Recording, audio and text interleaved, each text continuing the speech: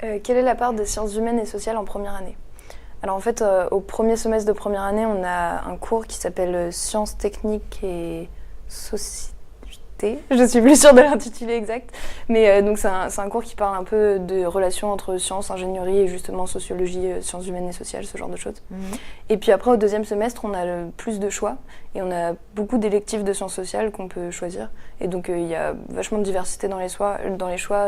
Par exemple socio-anthropo ou développement durable ou philosophie politique. Enfin, on a vraiment une grande palette de choix.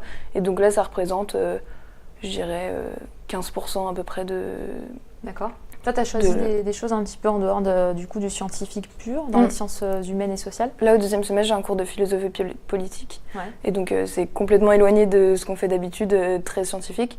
Et c'est justement bien d'avoir cet aspect un peu différent et de pouvoir diversifier ses enseignements. Ça va te servir, tu penses, très très pragmatiquement, ça va te servir pour ta future carrière ou c'est juste pour ta culture perso? Je pense que c'est d'abord pour la culture personnelle, mais après c'est aussi bien de sortir justement des sciences pures et de pouvoir s'ouvrir à d'autres problématiques et comme ça d'avoir une vision un peu plus nette de la société, des enjeux actuels et ce genre de choses.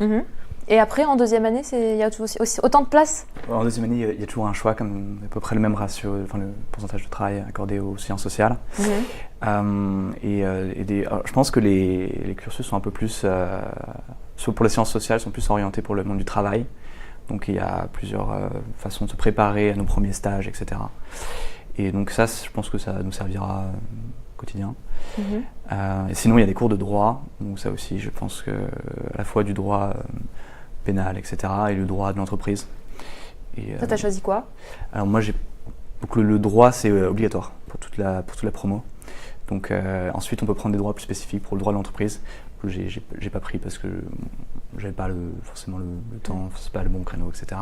Mais en tout cas, il y a le droit plus global qui est obligatoire. D'accord. Et vous avez choisi aussi l'école des ponts pour cette ouverture à d'autres domaines?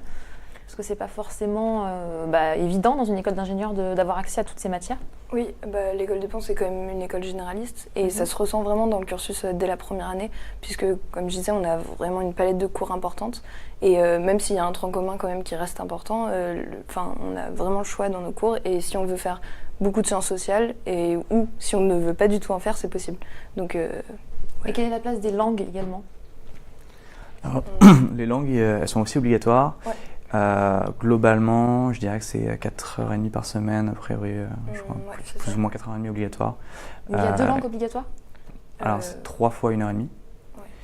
Et, je crois qu'on est obligé de prendre 2 langues différentes. 2 langues différentes, ouais. D'accord. Une grande variété de choix, et au sein des, par exemple en anglais, une grande variété de choix de types de sujets abordés pendant les cours.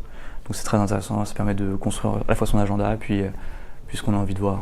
Et on peut choisir une langue qu'on n'a jamais étudiée au lycée par exemple? Oui, complètement. Moi j'ai commencé l'espagnol alors que j'en avais jamais fait et justement on a 3 heures par semaine je crois. Donc ça permet de vite progresser. Ah bah c'est espagnol? Si. Non.